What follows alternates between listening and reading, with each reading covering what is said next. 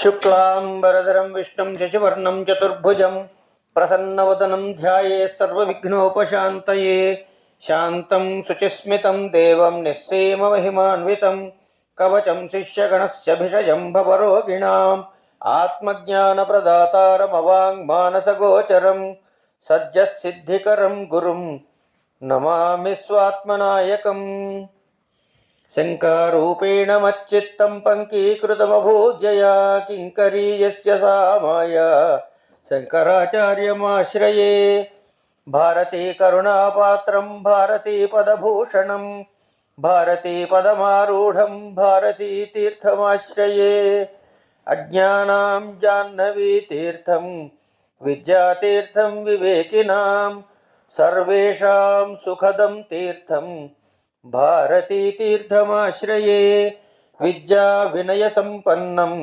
वीतरागं विवेकिनं वंदे वेदांत तत्त्वज्ञं विधुशेखर भारतीं गुरुब्रह्मा गुरुर्विष्णुः गुरुर्देवो महेश्वरः गुरुः साक्षात् परं ब्रह्म तस्मै श्री गुरवे नमः।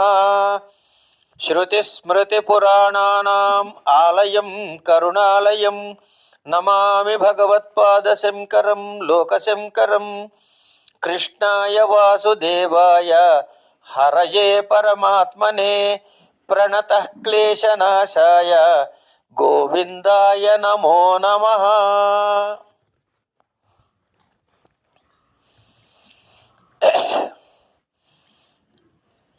పొద్దున్న గౌరీ దశకం అని ఆ నిర్గుణ పరమాత్మ చైతన్యాన్ని గౌరీ నామరూపాలతో దర్శించే ప్రయత్నం చేశాం.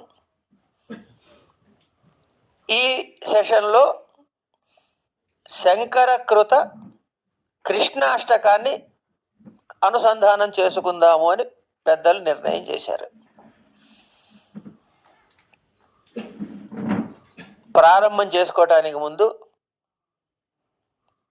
ఉభయ జగద్గురులు శ్రీ శ్రీ శ్రీ భారతీ తీర్థ మహాస్వామి వారి పాదపద్మాలకి, శ్రీ శ్రీ శ్రీ విధుశేఖర భారతి మహాస్వామి వారి పాదపద్మాలకి సాష్టాంగ దండ ప్రణామాలు అర్పిస్తూ ఇంత అద్భుతమైన కార్యక్రమాన్ని, జగద్గురు సంకల్పాన్ని కార్యరూపంలో సాకారం చేస్తున్నటువంటి అహం బ్రహ్మాస్మి సంస్థ యొక్క ప్రత్యక్ష పరోక్ష సహాయకారులైన అందరి కార్యకర్తలకి కృతజ్ఞతలు చెబుతూ వింటున్న మీ అందరికీ కూడా నమస్కారం చేస్తూ యథాశక్తి ఈ కృష్ణాష్టకాన్ని మీతో పంచుకునే ప్రయత్నం చేస్తా.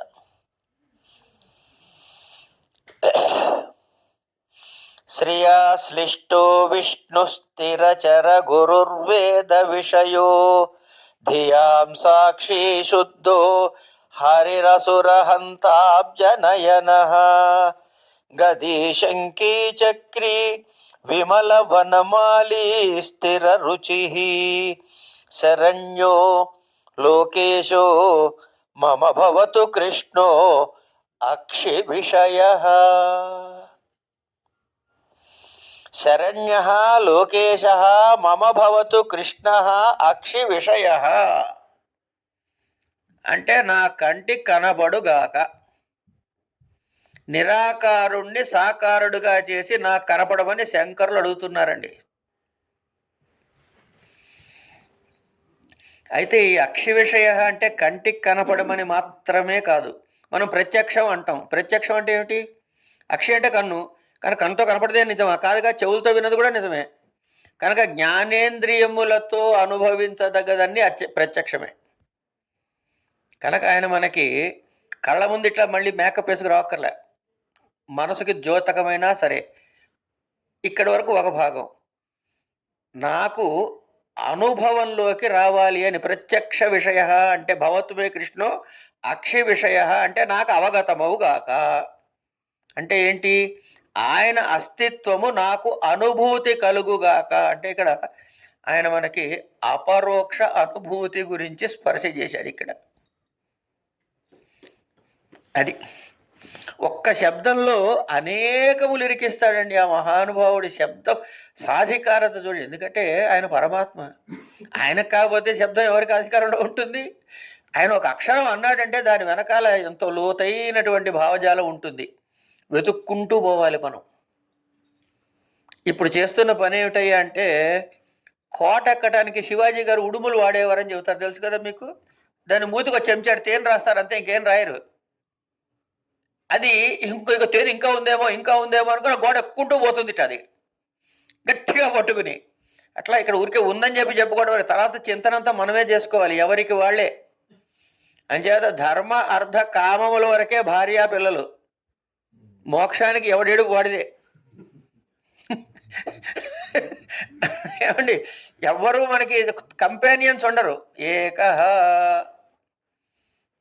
అది సరే. శ్రియా శ్లిష్టో విష్ణు స్థిరచర గురుర్వేద విషయాధియాం సాక్షి శుద్ధో హరిరసురహంతాబ్జనయనః గదీ శంఖీ చక్రీ విమలవనమాలి స్థిర రుచి శరణ్యో లోకేశో మమ భవతు కృష్ణో అక్షి విషయ.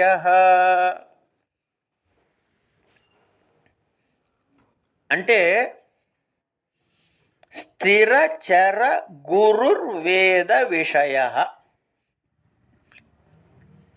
ఈ పదాలు పట్టుకుందాం ఫస్ట్. స్థిర అంటే స్థావర, చర అంటే జంగమ, ఆత్మకమైన ఈ ప్రపంచం యొక్క విషయము. అంటే తాను ఇదంతా సృష్టించిన వాడు. ఇందాక నుంచి చెప్పుకున్న గౌరీదేవి రూపంలో చెప్పుకున్నప్పుడు ఏం చెప్పుకున్నాం? ఇదే చెప్పుకున్నాం. కనుక ఏమండి మీకు ఇది తప్ప ఇంకేం రాదా అని అడగండి, అది తప్ప ఇంకేం లేదు అక్కడ. కనుక అక్కడ ఏం చేశాము? పరమాత్మ చైతన్యము తనదైన స్వమాయతోటి సమష్టి అజ్ఞానముతోటి సృష్టి చేశాడని చెప్పుకున్నావా లేదా? ఇక్కడేం చెబుతున్నాడు? శ్రీయాశ్లిష్టో విష్ణువు అని పేర్లు మార్చాడు. లక్ష్మీదేవితో కూడుకున్న విష్ణువు. అక్కడేం చెప్పాడు? పార్వతి గౌరితో కూడుకున్న శంకరుడు అన్నాడు. అంటే ఏమిటది? శుద్ధ చైతన్యము, తర్వాత మాయతో కూడినటువంటి మాయా శబలిత చైతన్యము. అదే ఇక్కడ కూడా. ఇక్కడ పుం రూపంలో చెబుతున్నాడు, అక్కడ స్త్రీ రూపంలో చెప్పారు. ఈ రెండిటికి భేదం లేదు మళ్ళీ కదా. స్త్రీ కాదు, పురుషుడు కాదు, తద్భిన్నము కాదు. మరేమిటి? సమస్తము తానే. కనుక అంచేత లక్ష్మీదేవితో కూడాడు కాబట్టే సృష్టి స్థితిలయాలు జరిగాయి. అంటే అక్కడ సోపాధిక బ్రహ్మము ఉంటేనే సృష్టి స్థితిలయాలు, లేకపోతే ఏం లేదు, అంతా ఒకటే, సర్వవ్యాపక స్థితి. సత్ అంటే ఉండుట. ఎక్కడ ఉండుట? ఎక్కడ పడితే అక్కడ ఉండుట. ఎందుకంటే అక్కడ వరకే ఉన్నాడు అంటే లిమిట్ చేసే అవతల లేడు అని. లేడు అంటే అప్పుడు సత్తు పదార్థం అక్కడ అసత్ అయిందిగా. కనుక సత్తు అసత్తు కాకూడదంటే సత్తు సర్వత్ర సర్వవ్యాపకము. సత్ చిత్ దాని యొక్క ప్రకాశత్వం మనకి తెలియట, అనుభూతిలోకి వచ్చుట, కలిగిచ్చేది ఆనందం. ఆయన ఆనంద స్వరూపుడు. అదే మళ్ళీ ఇక్కడ చెబుతున్నారు. ఏమని? శ్రీయాశ్లిష్టో విష్ణు స్థిరచర గురుర్వేద విషయ. ఇంతకీ మనకి ఈ విషయం నాకు ఎట తెలుస్తుంది? నాకు ఈ విషయం తెలియాలి కదా. కృష్ణుడు పలా అమ్మవారితో కూడితే ఈ స్థిరచర స్థావర జంగమాత్మైన ప్రపంచాన్ని సృష్టి చేశాడు ఈ మహానుభావుడు అని నాకు ఎట తెలుస్తుంది అంటే ఆయన గురించి తెలిస్తే తెలుస్తుంది. మరి ఆయన గురించి ఎవరు చెబుతాడయ్యా నాకు? వేదం తప్ప ఇంకెవరు చెబుతారు? వేదము అపౌరుషేయము, కనుక వేదము చెప్పితేనే మనకి తెలుస్తుంది. ఆయన వేద విషయ. వేదం ఏం చెప్పిందండి? ఫలానా ఉంటాడు అని అడ్రస్ చెప్పింది అనుకోండి, పాయే. ఎందుకు? ఎప్పుడైతే నేమ్ అండ్ ఫామ్ నామ రూపాలు వచ్చాయో వాటికి లయం ఉంటుంది. ఇవి లేని స్థితికే స్థిరత్వం ఉంటుంది. అందుకే సత్ చిత్ ఆనందం మూడు మాత్రమే పరమాత్మ స్వరూప లక్షణం, బ్రహ్మ లక్షణం. మిగతావి రెండు మాయాత్మకం అంటాడు. ఇక్కడ మనం కృష్ణుడు విష్ణుమూర్తి అమ్మవారు రూపంలో ఆ చైతన్యాన్నే దర్శిస్తున్నాం, ఆ మాయనే దర్శిస్తున్నాం, కొత్తది ఏమీ లేదు. కనుక నేను కృష్ణ భక్తుడిని, నువ్వు అమ్మవారు భక్తుడు, మనం కొట్టుకు చద్దాం అనుకుంటే ఇంతకు మించిన మూర్ఖత్వానికి డెఫినేషన్ ఇంకోటి ఉండదు. అంతే. కనుక ఉన్నవి ఐదే అండి. అసలు ప్రపంచాన్ని మనం ఈ వేదాంతం ఎందుకు చదువుకున్న ముందు అది ఆలోచిద్దాం. ఈ కృష్ణుడి దగ్గర తర్వాత వెళ్దాం. అంటే ఏ దార్శనికుడైనా, దార్శనికుడు అంటే ఎవరు? ఫస్ట్ అంటే ఒక సత్యమును తెలుసుకునే ప్రయత్నము చేసి దాన్ని దర్శించిన వాడు. సత్యమును తెలుసుకున్నటకు. ఆ సత్యం ఏమిటో మీకు తెలియదు, నాకు తెలియదు. ఏ కనుక కొన్ని సత్యాలుంటాయి, కొన్ని అర్ధ సత్యాలుంటాయి కదా. కొన్ని సత్యాలుంటాయి, కొన్ని అర్ధ సత్యాలుంటాయి. భృగుర్వై వారుని పిత్రముపససారా అని తండ్రి దగ్గరికి వెళ్ళాట కొడుకు. వెళ్ళి, నాన్న నాకు వేదాంతం చెప్పు అన్నట్ట, పరమాత్మ గురించి చెప్పానట. ఆయన ఇప్పుడు ఇక్కడ చూడండి ఒక విషయాన్ని. తండ్రి దగ్గరికి వెళ్ళాడు. తండ్రి అనుభవము కలిగిన తండ్రి, వచ్చినవాడు కొడుకు. మరి పుత్ర ప్రేమ ఉండొద్దు? వేరే చేసేసుకోరా అబ్బాయి, ఇదేరా భగవంతుడు అంటే అని చెప్పేచ్చుగా. చెప్పలే. ఎందుకంటే ఇది ఎవరి బాధ వాళ్ళే పడాలి. ఒకటి చెబితే పరోక్ష జ్ఞానం, అనుభవంలోకి వస్తే అపరోక్ష జ్ఞానం. కనుక ఆ అపరోక్ష జ్ఞానం కలిగితేనే కలిగినట్లు. ఏమండి, ఒక ఆచారం ఉందండి, ఏదో పొద్దునే లేవాలి, శుచిగా స్నానం చేయాలి అనుకో, ఒకటే తీసుకుందాం సింపుల్గా. పొద్దున్నే లేచి స్నానం, చల్లనీళ్ళతో స్నానం చేయటం మంచిది. మనకి జ్ఞానం కలిగిందిగా, దానివల్ల ఫలితం వచ్చిందా? నీళ్ళలో మునిగితేనే వస్తుంది. కనుక ఏదైతే ఆచరిస్తేనే ఆ చెప్పిన దానికి లెక్క. సరే, ఇప్పుడు తండ్రి నీ చెప్పేస్తే పని అయిపోతుంది, కానీ వీడి జ్ఞానం అనుభవంకి వస్తుందా? రాదు. అలా అని నీ ఇష్టం వచ్చినట్టు చేసుకోపో అనలే, ఒక క్లూ ఇచ్చాడు. ఏమని ఇచ్చాడు? యతో వాయుమాని భూత నిజ. ఏమన్నా పొద్దున కూడా చెప్పారండి అనకండి, లేకపోతే ఇంకోటి కూడా అనొచ్చు, వీడికి తప్ప ఇంకోటి రాదు అందుకే నిజే చెబుతున్నాడు అని కూడా అనుకోవచ్చు. కానీ ఉన్నది ఇది ఒకటే. ఏంటంటాడంటే యతో వాయుమాని భూతాని జాయంతే ఏన జాతాని జీవంతి యత్ప్రయంచ అభిశంవిశంతి తద్ విజిజ్ఞాసస్వ. అదిగో బ్రహ్మం అని తెలుసుకో అన్నాడు. దీనికి శాస్త్రంలో చెప్పిన ఈ కండిషన్కి తటస్థ లక్షణం అంటారు. అంటే ఇప్పుడు కండిషన్స్ ఏం చెప్పాడు? ఫస్ట్ కండిషన్ పట్టుకోండి. యతో వా ఇమాని భూతాని జాయంతే. దేని నుంచైతే ఈ సమస్త సృష్టి వస్తోందో అనే కదా. వెళ్ళాడు, తపస్సు చేశాడు. తపో తప్యత అని తపస్సు చేశాడు, వెళ్ళాడు, మళ్ళీ వచ్చింది. ఏమని తెలిసింది? అన్నం బ్రహ్మేతి వ్యజానాత్. ఆయనకు అన్నము బ్రహ్మము అని తెలిసిందిట. అన్నము బ్రహ్మము అని తెలిసిన తర్వాత మళ్ళీ ఒకసారి ఆలోచించాడు, కన్ను పైకి పెట్టి. ఏమిటిది? అవును కరెక్టే, అన్నం నుంచే కదా అన్నీ పుడుతున్నాయి, అన్నం తింటాము, ఆ అన్నరసంతో శుక్రశోణితాలు వస్తున్నాయి, ఇంకోటి ఏదో వస్తుంది, కనుక దేర్ఫోర్ అన్నం నుంచే పుడుతున్నాయి అన్నీ. అన్నం ఉన్నంతకాలం వాడు బతుకుంటున్నాడు, అన్నం ఎక్కువైతే ఎక్కువ తింటే ఏమవుతాడు?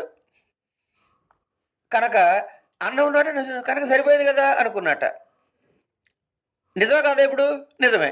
కానీ ఒక క్షణం ఆలోచించట, ఈ అన్నం ఎట్లా వస్తుంది అంటే చెట్లు వరి ధాన్యం పండిస్తాం అనుకుందాం కాసేపు మన ఉదాహరణకి. సో అన్నము పుట్టడానికి ఇంకోటి కారణం ఉందిగా, దీనికన్నా ఇంకో కారణం ఉందిగా. ఇంకో కారణం ఉంటే ఆ కారణము అన్నం నుంచి పుట్టలేదుగా. ఆ కారణం ఏదైతే ఉందో, చెట్టో పొట్టో ఏదో ఉంది, అది అన్నం నుంచి పుట్టలేగా. కనుక అన్నం నుంచి పుట్టలేదు కాబట్టి అన్నము అన్నిటికీ కారణం అనే స్టేట్మెంట్ కరెక్టా రాంగా?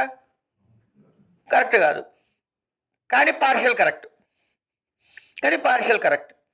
అందుకని ఏం చేశాడు? మళ్ళీ వెళ్ళాడు. నాన్న అన్నాడు. కరెక్టే, నువ్వే అబద్ధం అని చెప్పలే, నీకు తప్పు చెప్తున్నావు అని అనలే. సరే మళ్ళీ తపస్సు చేయపో అన్నాడు. అంటే మళ్ళీ పోయాడు. ప్రాణం బ్రహ్మేతి వ్యజానాత్. ప్రాణమే బ్రహ్మం అని తెలుసుకున్నట్ట. ఈ మాటల్ని జాగ్రత్తగా పట్టుకోండి, మనం తర్వాత కనెక్ట్ చేద్దాం. కనెక్టింగ్ ది డాట్స్ అంటారే మీరు, అది చేద్దాం తర్వాత. ప్రాణం బ్రహ్మం. బాగుంది, ఫస్ట్ క్లాస్, తపస్సు చేయన్నాడు మళ్ళీ. అంటే తండ్రి తనకి తెలిసిన తన పుత్రుడికి అనుభవంలోనే రావాలి, అనుభవిస్తేనే ఆత్మజ్ఞానం కలుగుతుంది అనే ఉద్దేశం ఇక్కడ మనకి స్ఫుటంగా కనపడుతుంది. అయింది, మళ్ళీ చేశాడు. దానిలో మళ్ళీ కార్యకారణ విచక్షణలో ఆ ప్రాణం కూడా కాదని తేలిపోయింది. మనస్సు అన్నాడు. మనో బ్రహ్మేతి వ్యజానాత్. అది కరెక్టే, పార్షియల్ ట్రూత్. మళ్ళీ చదువు తపస్సు వెళ్ళాడు. అయిన తర్వాత విజ్ఞానం బ్రహ్మేతి వ్యజానాత్ అన్నాడు. అది కరెక్టే, ఇంకా మళ్ళీ చదువుపో అన్నాడు. ఆనందం బ్రహ్మేతి వ్యజానాత్ అంటే రైట్. అక్కడికి వాడు ఇంకా ఆనందంలో మునిపాడు. ఇప్పుడు ఏమేం చెప్పాడు? ఈయన ఏమేమనుకున్నాడు? అన్నము, ప్రాణము, మనస్సు, విజ్ఞానము, ఆనందము. పొద్దున పాఠం చదువుకుంది ఏమిటి? అన్నమయ కోశము, ప్రాణమయ కోశము, మనోమయ కోశము, విజ్ఞానమయ కోశము, ఆనందమయ కోశము. కనుక ఈ కోశం కాదురా నాయన, నువ్వు ఆ పై కోశానికి పోయి అక్కడ 3 దొరికాయి నాకు, అవి కూడా కాదు నాయన, ఆ పైకి పోయాడు. అప్పుడు అక్కడ చైతన్యం దగ్గర ఆగాడు. అక్కడ భృగురు వైవారుని, అది ఇదే ఏదంటే ఏషా భారతి వారుని భార్గవి విద్య అని చెప్పి విద్య గురించి పేరు పెట్టారు. అంటే మనం ఎలా ఎలిమినేట్ చేసుకుంటూ పోవాలి.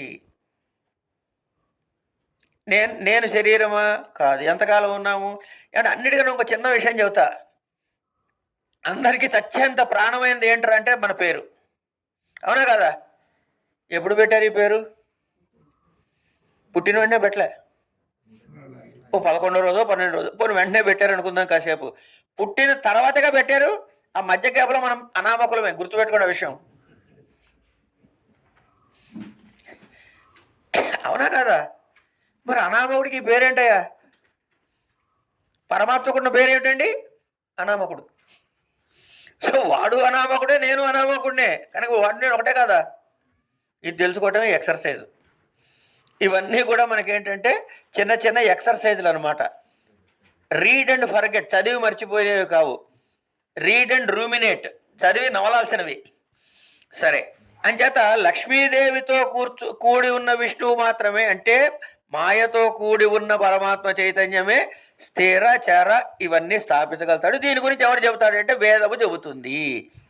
వేదం ఏం చెబుతుంది అంటే, వేదం ఏం చెబుతుందంటే పరమాత్మ గురించి చెబుతుంది అనే కదా చెప్పుకోవాలి. ఇప్పుడు అర్థం అంటే పరమాత్మ గురించి చెప్పాలి అంటే ఒక శబ్దం వాడాలా వద్దా? వేదంలో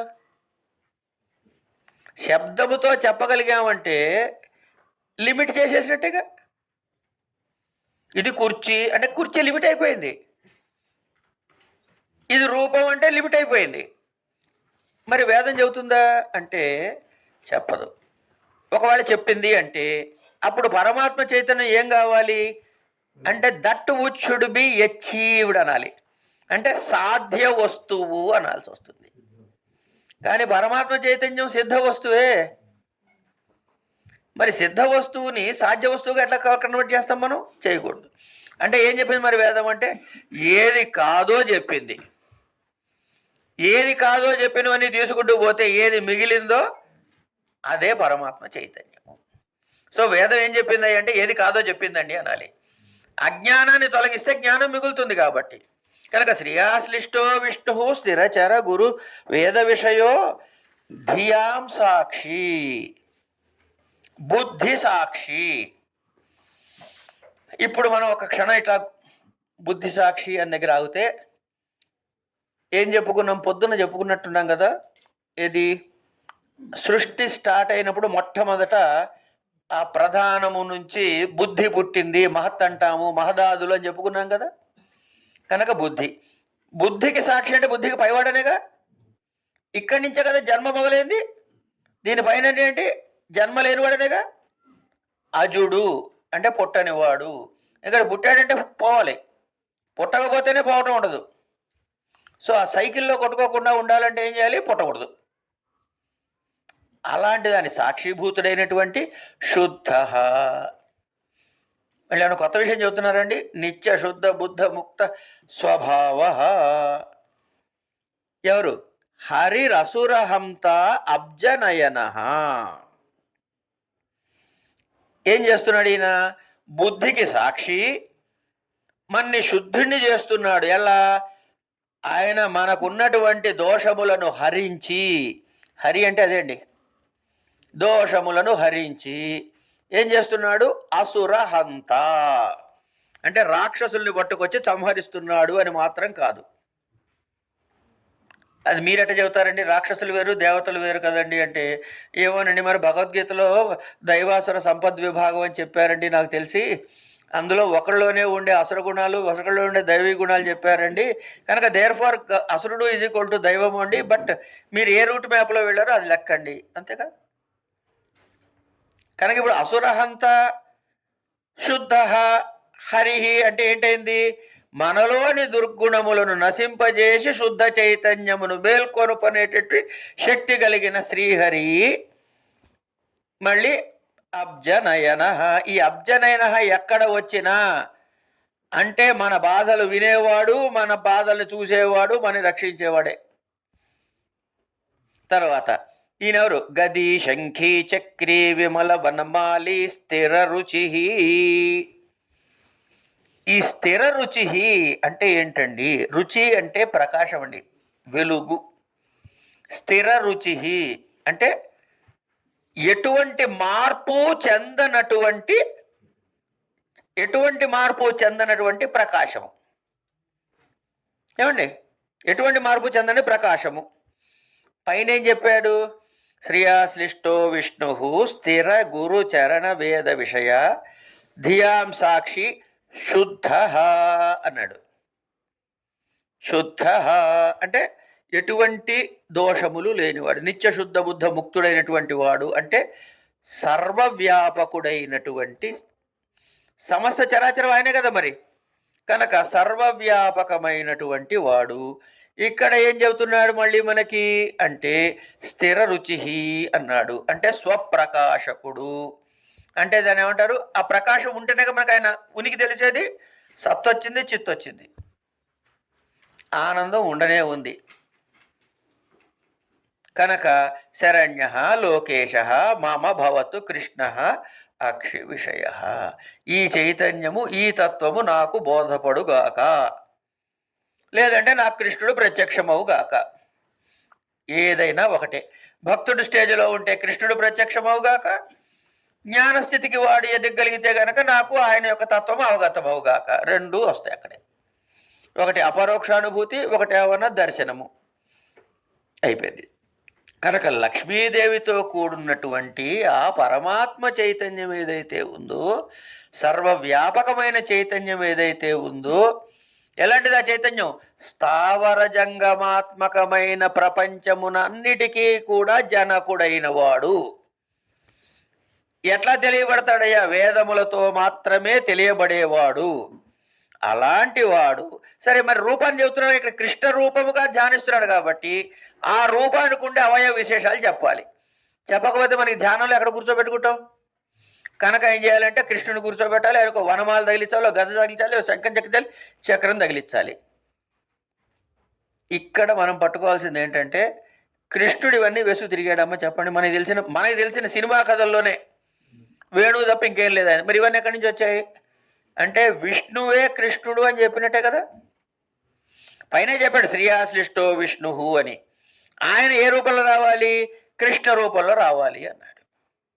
కనుక అక్కడ తత్వం చెప్పారు, చైతన్యము, తర్వాత మాయ, ఈ రెండూ కలిపి ఉన్న విష్ణు స్వరూపము. అంటే పరమాత్మ, అక్కడ విష్ణు స్వరూపానికి పరమాత్మ చైతన్యము, కృష్ణ స్వరూపానికి రూపము. రూపం చెప్పారు కాబట్టి గద, శంఖము, చక్రము. ఇది ఎవరికి ఉన్నాయంటే మనకి తెలిసిన విష్ణుమూర్తికి ఉన్నాయి. కనుక ఇక్కడ అక్కడ అభేదం, దీనికి దానికి అభేదం. ఇదేమన్నా ధ్యానము రావటానికి, అదేమన్నా ముక్తిని పొందటానికి. ధ్యానము రావడానికి అంటే ఏ స్థితి అనమాట? యోగ సూత్రాల్లోకి వెళ్తే ఏకాగ్ర్యం అన్న దగ్గరకు వచ్చాం. అంటే కేవల సత్వగుణంలో ఉంటాం, ప్రధానం కాదు, కేవల సత్వగుణం. అది కూడా పోతే పైన ఉన్నటువంటి నిరుద్ధ స్థితి. ఈ ప్రకారంగా మొదటి శ్లోకం అయింది. ఇక ఈయన గొప్పతనాన్ని చెబుతున్నాడు నెక్స్ట్. యతః సర్వం జాతం వియదనిల ముఖ్యం జగదిదం స్థితౌ నిశ్శేషం యోవతి నిజ సుఖాంశేన మధుః లయే సర్వం స్వస్మిన్నర్హతి కలయా యస్తు స విభుః శరణ్యో లోకేశో మమ భవతు కృష్ణోక్షి విషయ. ఈయన ఏం చేశాడయ్యా? యతః యతః ఎవరి నుండి అయితే.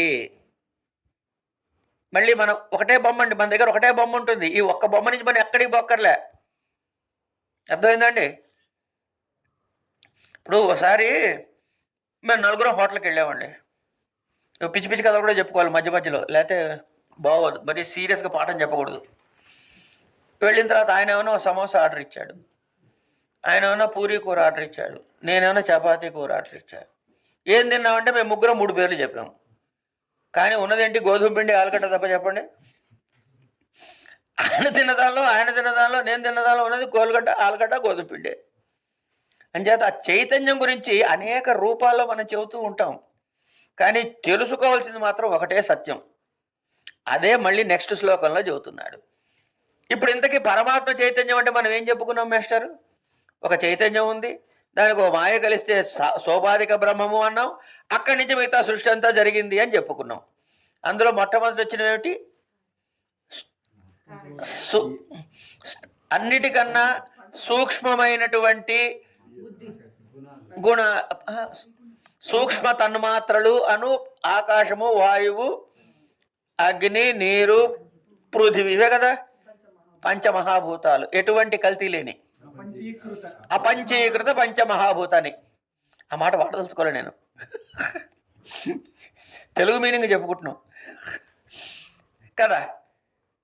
కనుక ఇప్పుడు ఏం చెప్తున్నాడో చూడండి. యతః సర్వం జాతం, ఎవరి నుండి అయితే అంతా పుట్టిందో.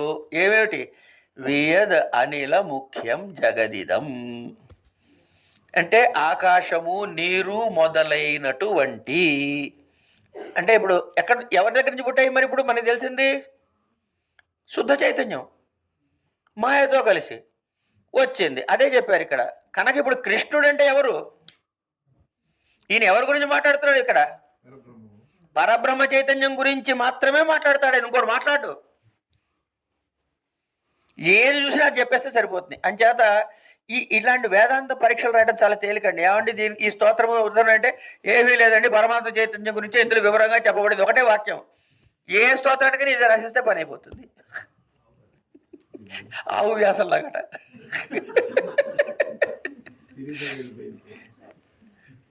అంతే కదా. కనుక యతః సర్వం జాతం వియద్ అనిల ముఖ్యం. ఈ జగదిదం స్థితౌ నిశ్శేషం యో అవతి నిజ సుఖాంశేన.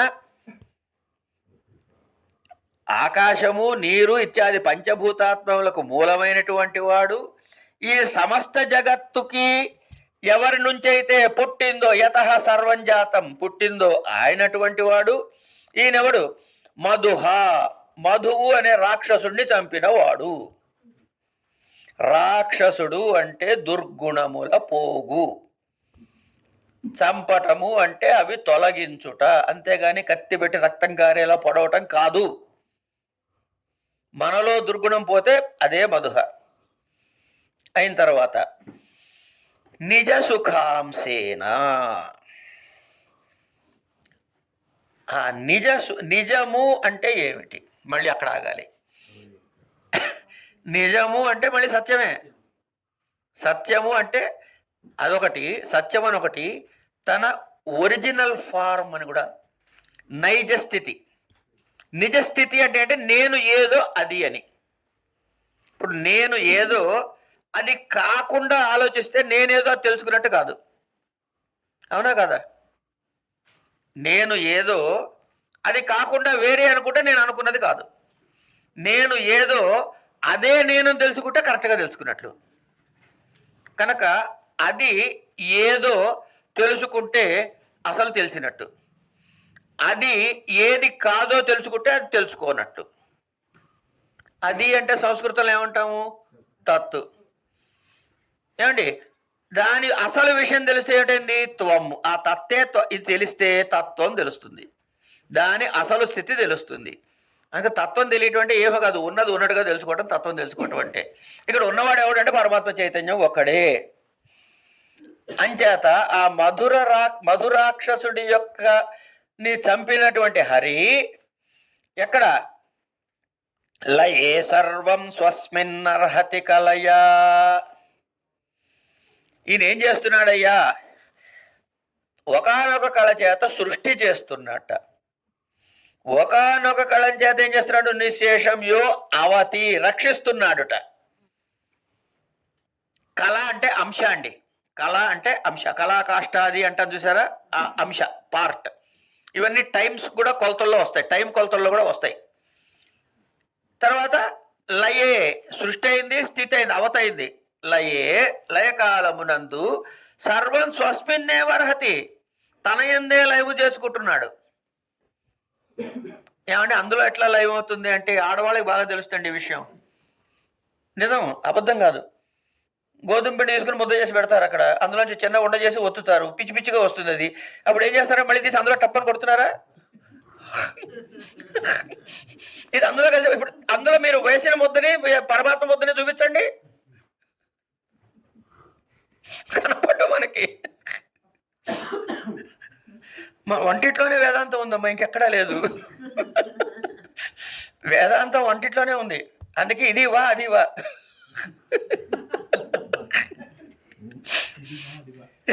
వేదాంతము వంటిల్లండి. సరే, కనుక ఎవరి నుంచి పుట్టిందో, ఎవరు రక్షిస్తున్నాడో, ఎవడి తనలోకి తాను తీసుకుంటున్నాడో. ఇదంటే ఏమిటి చెప్పారు ఇక్కడ?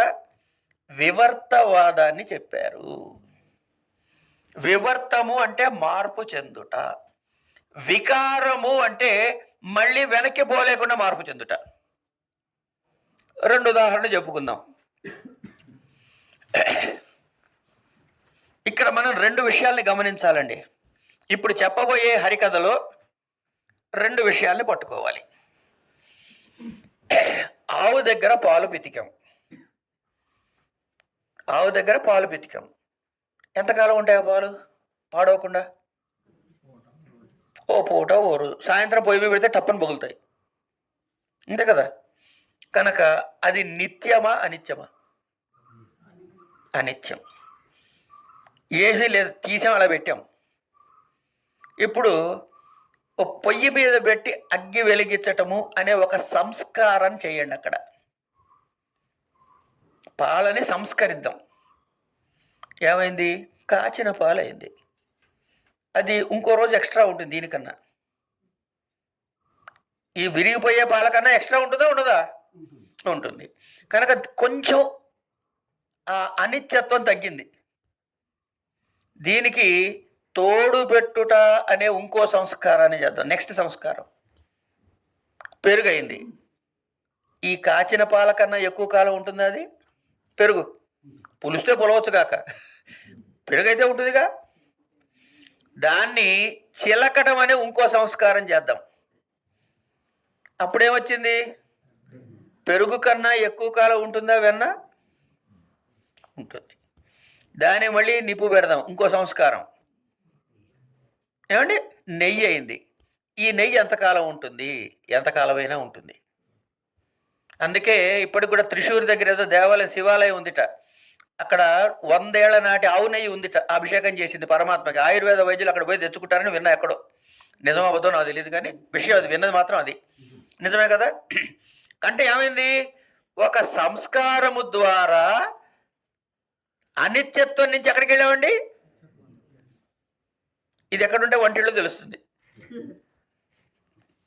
ఇది వంటిల్లో తెలిసే విషయమే కదమ్మా, మాకు తెలుస్తాయి. లేకపోతే అందుకే అమ్మవారిని జగదంబ రూపం అన్నారు ఆడవాళ్ళని.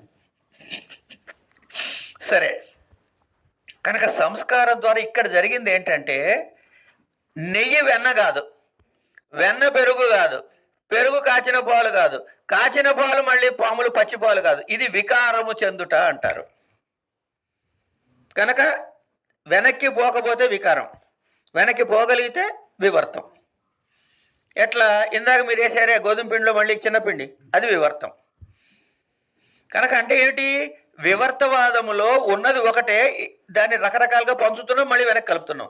యతో వాయుమాని భూతాన్ని జాయంతే, ఏన జాతాన్ని జీవంతి, ఎత్రైన అభిశంవిశంతి. అయిపోయింది. తద్బ్రహ్మ అయితే విజిజ్ఞాసస్వ, అది తెలుసుకోపో, అయిపోయింది.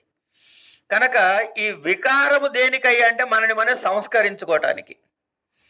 ఇంతకీ ఈ సంస్కారం చేసినప్పుడల్లా మీరు ఏం చేశారు చెప్పండి? పాలని సంస్కారం చేయడానికి ఏం చేశారు అంటే సంస్కారం చేసామంటున్నాడు. వేడి చేశాం అంటే తాపము కలిగించాం అంటే తప్పించింది. అది మనం తప్పిస్తున్నావా? మనం తపస్సు చేస్తున్నావా? సో తపస్సు చేస్తే ఏమవుతాం? సంస్కరించబడతాం. సంస్కరించబడితే ఏమవుతుంది? నిత్యత్వం వస్తుంది. ఇదే చెప్పాడు ఆయన. కనుక లయే సర్వం స్వస్మిన్ అర్హతి కలయా యస్తు స విభు. విభు అంటే ఏంటండి? సర్వవ్యాపకుడు అని, నిత్యుడు అని. అలాంటి ఆయన తన అనేక అంశాలతో సృష్టి స్థితి లయలు చేస్తూ, లయములో మళ్ళీ తనలోకే తీసుకుంటూ, సృష్టిలో ఆకాశం నుంచి వాయు అగ్ని వెళ్ళ వస్తూ ఈ ప్రపంచ సృష్టి జరిగిందయ్యా. అలాంటి శక్తిమంతుడైన ఆ కృష్ణుడు శరణ్య. శరణ్య అంటే ఏంటి? శరణు పొందదగినవాడు. ఎలాంటి వాడు? లోకేశ, లోకములకు ఈశుడు. లోకం అంటే ఏమిటి? ఫస్ట్ ప్రశ్న తెలుసా అంటే లోకం అంటే ఏమిటో? లోకము అంటే నేను. మీరు లోక్సభకు వెళ్ళట్లేదు ఎవరు? అక్కడికి ఎవరు వెళ్తున్నారు? ఈ ప్రపంచాన్ని పంపిస్తున్నావా? మనుషుల్ని పంపిస్తున్నాం. కనుక లోకము అంటే మనిషి అని కూడా వస్తుంది. లోకులు, లోకులు పలుగాకులు అంటాంగా. కనుక లోక శబ్దంతో మనము వస్తున్నాం, ప్రపంచం వస్తుంది. శంకరుడు ఏం చెప్పాడండి? కనపడే నువ్వు ప్రపంచం ఒకటే అని చెప్పాడు కదా. మరి మనం వాడుతున్న మాటని ఎందుకు అర్థం చేసుకోవట్లేదు? రోజు నిత్యకృత్యంలో వాడే మాటేగా ఇది. కనుక ఆయన ఎవడయ్యా? ఈ లోకులకి ఈశుడు. ఈశుడు అంటే నియంత్రించేవాడు. అలాంటి వాడును నాకు శరణ్యం పొందటానికి నేను పొందదగిన వాడు. శరణ్య లోకేశ మమ భవతు కృష్ణో అక్షి విషయ. ఆయన తత్వము నాకు అవగతముగాక, కృష్ణతత్వము నాకు అవగతమవుగాక అని చెప్పాడు. అయిన తర్వాత అసూనాయమ్యాదౌ, అసూన్ ఆయమ్య ఆదౌ, అసూనాయమ్యాదౌ యమ నియమ ముఖ్యై సుకరణై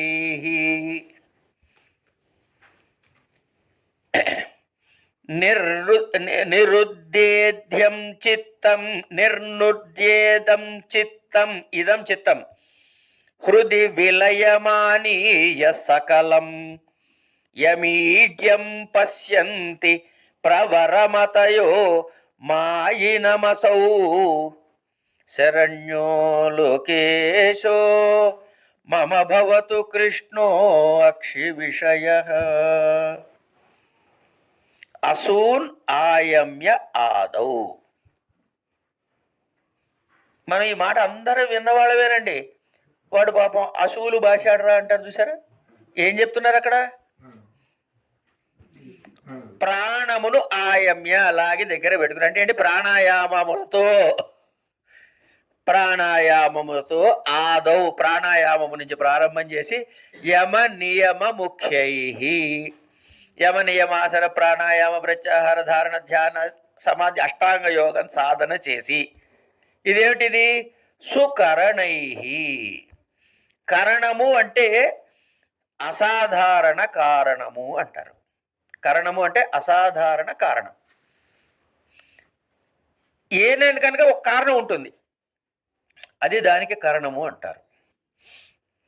అయితే సుకరణం అంటే దాని నుంచి పుట్టేవి, అది ఉత్తమమైన కారణము. అంటే ఈ కార్యరూపములో కనపడే సమస్త సృష్టి కారణమైన వాడు ఎవరంటే పరమాత్మ చైతన్యము. ఆయన్ని ఎలా తెలుసుకోవాలయ్యా? అసూన్ ఆయమ్య ఆదౌ యమ నియమ ముఖ్యై. ఏమిటివి? సుకరణై. ఏం చేస్తున్నారు? నిర్నిరుద్యేదం, దీనిని నిలబెట్టి అంటే నిరుద్ధ స్థితి అని చెప్పుకున్నాం కదా ఇంతకుముందు. ఏమిటవి? క్షిప్తము, విక్షిప్తము, మూఢము, ఏకాగ్రము, నిరుద్ధము అని 5 స్టేజీలు చెప్పాను చిత్తానికి. చిత్తవృత్తులు వచ్చేటప్పుడు 5వది మాత్రమే యోగము. 5 4 4 5 యోగము. మొదటిది యోగముని పేరు వచ్చింది కానీ సంపూర్ణం కదా. అక్కడ దాన్ని ఏమంటారంటే సవికల్పక సమాధి అంటారు. అంటే వికల్పము అంటే ఆప్షన్ అండి, అవయవాలతో ఉన్నాయి. అంటే విష్ణుమూర్తిని పెట్టారు, శివుడిని పెట్టాడు, అమ్మవారిని పెట్టాడు. ఏది మీకు చిత్తానికి నచ్చితే అది. ఆఖరికి మీ మీద మీరు కూడా ధ్యానం చేసుకోవచ్చు అని చెప్పాడు ఆయన. అంటే ఏది ధ్యాన వస్తువు, ధ్యేయానికి ఏది వస్తువు అంటే నీకు మీరే అయినా దిగులేదు, ఏదో ఒకదాని మీద నిలబడటం అన్నది ప్రధానం ఇక్కడ. ఇదైంది కనుక అసూన ఆయమ్య ఆదో వీళ్ళు ఏం చేశారు? ఈ ప్రజ్ఞావంతులైన వాడు చేసే పని అంటే ముందు ప్రాణాయామ, ప్రత్యాహార, ధారణ, ధ్యానాది అవస్థలతో ముందు తనని తాను సంశుద్ధపరుచుకుని ధ్యానములోకి వచ్చి చైతన్యం గురించి అర్థం చేసుకుంటాడు. అప్పుడు వీడు తానవుతాడు అని నిర్నృతం చిత్తం హృది విలయం ఆనీయ సకలం. అంటే ఏం చేయాలి? ఈ యమనియమాసనాలు అనే సాధనాలతో చిత్తాన్ని నిరోధించి, అలా నిరోధిస్తే ఏమైందయ్యా? వాసనలు వస్తున్నాయా? చిత్తంలో ఏమైనా కొత్త వృత్తులు వస్తున్నాయా? రానివట్లేగా మనం. అంటే ఇది శుభ్రపడ్డట్టేగా. అంటే అంతఃకరణ శుద్ధి జరిగిన తర్వాత. అందుకని చిత్తం హృది నిర్నృతం చిత్తం హృది విలయమానీయ సకలం. అంచేత ఈ సాధనంతో చిత్తమును నిర్మలమైన చిత్తముగా సమగ్రముగా చేసుకుని ఎటువంటి ఇతర జంఝాటములు లేకుండా కేవల చైతన్యం మీదనో, పరమాత్మ మీదనో, విష్ణుమూర్తి మీదనో, కృష్ణుడి మీదనో, అమ్మవారి మీదనో, ఎవరి మీదనో ఒకటే. అలా నిలబెట్టి చిత్తాన్ని ఉంచుకున్నట్లయితే, ఎవరైతే ఏ మహానుభావుడైతే ఇలా చేయగలుగుతున్నాడో అలాంటి వారు ఎవరైతే ఈడ్యం పశ్యంతి, అలాంటి వాడేంటి? ఎవరినైతే దర్శించగలుగుతున్నాడో, అంటే యోగ స్థితిలో, సమాధి స్థితిలో ఏ స్థితిని అయితే తెలుసుకునే స్థితిలో ఉన్నాడో ఆ స్థితి కలిగినటువంటి ఆ పరమాత్మ మాయినం. అంటే ఇదంతా ఏంటి? మాయాత్మకంగానే చేస్తున్నాడు, మాయతో కూడినవాడు కనుక శుద్ధ చైతన్యము మాయా కలిస్తే వచ్చి ఈ ప్రపంచాన్ని సృష్టి చేసినటువంటి ఆ పరమాత్మ చైతన్యాన్ని తెలుసుకోవాలి అంటే ఈ స్థితులన్నీ దాటి రావాలి. ఇవన్నీ మనకి ఏంటిది? Exercise number 1, exercise number 2, exercise number 3 అని రాసుకోవడం. ఇంకా వీటికి చేస్తే అట్లాంటి ఆ దొరికినేటటువంటి అసౌ ఈయన శరణ్య, శరణు పొందదగినవాడు, లోకేశ, అందరినీ దాని మీద నియంతృత్వము కలిగినవాడు, నాకు నా కళ్ళకి కనపడుగాక. తర్వాత పృథివ్యాం తిష్టన్యో యమయతి మహీం వేదనధరా యమిత్యాదౌ వేదో వదతి జగతామీశమమలం నియంతారం ధ్యేయం మునిసురనృణాం మోక్షదమసౌ శరణ్యో లోకేశో మమ భవతు కృష్ణోక్షి విషయః. పృథివ్యాం తిష్టన్ యః, ఎవరైతే పృథివ్యాం తిష్టన్ యః యమయతి మహీం వేద నధరా యమిత్యాదౌ వేదో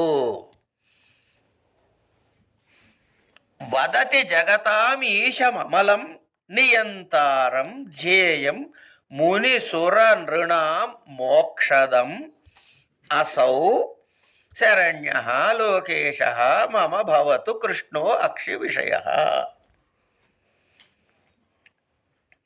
పృథివ్యాం తిష్టన్ యః యమయతి మహీం, అంటే ఈ భూమి యందు తాను అవతరించి ఈ భూమిని రక్షించువాడు. యమయతి రక్షించువాడు, రక్షించేవాడు ఎవడైతే ఉన్నాడో, సరే రక్షించేవాడు ఉన్నాడు కదా, మిమ్మల్ని పరమాత్మ రక్షిస్తున్నాడు. అప్పుడు మీరేం తెలుసుకోవాలి? నన్ను పరమాత్మ రక్షిస్తున్నాడని తెలుసుకోవాలా వద్దా? ఇక్కడ ఏం చెబుతున్నాడు? పృథివిని రక్షించుట. పృథివీ అంటే మట్టి ముద్దని రక్షిస్తున్నాడని కాదు, మనందరినీ రక్షిస్తున్నాడనేగా. పృథివీ అంటే పృథివీ మీద ఉన్న జీవరాశులన్నీను, చరాచర జీవరాశులన్నీ, వీటన్నిటిని ఆయన ఏం చేస్తున్నాడు? రక్షిస్తున్నాడు. కానీ మన టాలెంట్ ఒకటి ఉందని అది కూడా చెబుతున్నాడు ఆయన ఇక్కడ. నా ధరా యమిత్యాదో వేదో. కానీ ఈ భూమికి ఉందే, వాడు నన్ను రక్షిస్తున్నాడనే జ్ఞానం లేకుండా ఉన్నదిట. అంటే మన నిజస్థితిని చెప్పాడు ఇక్కడ. మనని పరమాత్మ రక్షిస్తున్నప్పటికీ మనము రక్షించబడుతున్నటానికి కారణము పరమాత్మ అని తెలుసుకోలేని స్థితిలో మనం ఉన్నాము. అంటే ఎంత అజ్ఞానంలో మునిగి ఉన్నాము అనడానికి ఈ వాక్యం చాలు. ధరా యమిత్యాదో వేద వదతి జగతాం ఈశం అమలం. అంటే ఎవరి గురించి అయితే తెలియదో, ఎవరి గురించి తెలుసుకోవటం అంత తేలిక కాదో, కానీ మన ఎవడైతే రక్షిస్తున్నాడో ఆ పరమాత్మ చైతన్యం గురించి తెలుసుకునే శక్తి కూడా నాకు లేదయ్యా. ఇంతకీ ఆయన ఎవడు? ఆయన ఎవడంటే ని అమలం జగతామీశం. ఆయన క్వాలిటీస్ చెబుతున్నారు, యాట్రిబ్యూట్స్ అంటామే, లక్షణాలు చెబుతున్నారు. ఏమిటి? జగతామీశం, జగత్తునల్లా నియంత్రించువాడు. ఏమండి, ఈ చెట్టు ఇలాగే ఎందుకు మొలవాలి, ఈ చెట్టు ఇంత పొడిగే ఎందుకు ఎదగాలి, ఇంతకాలమే ఎందుకు బతకాలి, మీరు నిర్ణయం చేస్తున్నారా నేను నిర్ణయం చేస్తున్నానా? ఇలా ప్రతి కనబడే ప్రతి జీవరాశికి ఒక వ్యవహారం ఉంది, దాని లక్షణం ఉంది, అది అలాగే ఉంటుంది. అంటే అది ఒకళ్ళు నియంత్రిస్తే కానీ జరగదు కదా,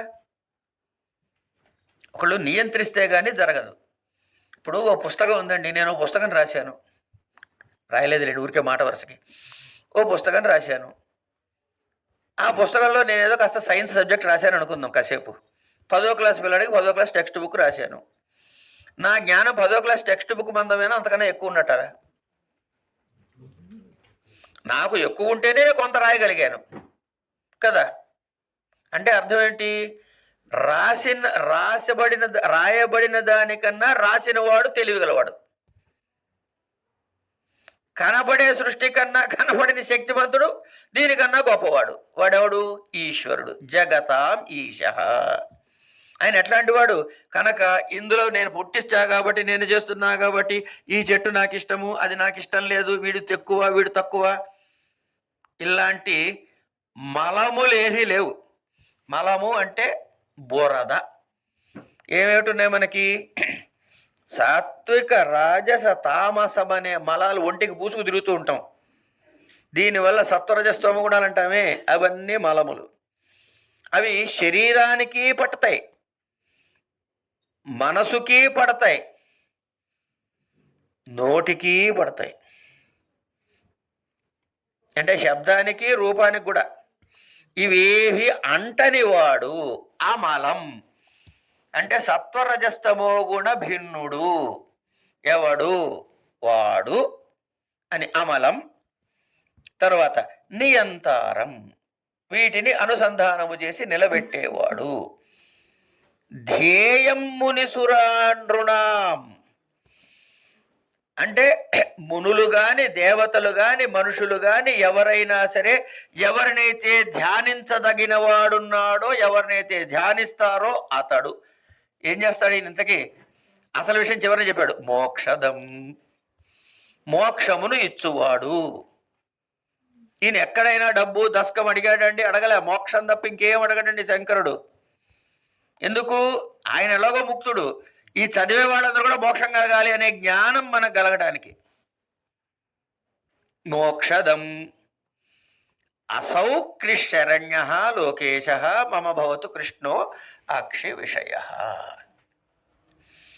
అంచేత మన యొక్క అజ్ఞానము యొక్క పరాకాష్ఠ ఎంత ఉందో ఈ ఒక్క శ్లోకంలో స్పష్టంగా చెప్పారండి. అరే, నువ్వు లాభం పొందుతున్నది నా మూలాంచి నువ్వు పుట్టావు, నాలో నువ్వు కలుస్తావు, ఇది నీకు తెలియట్లేదు.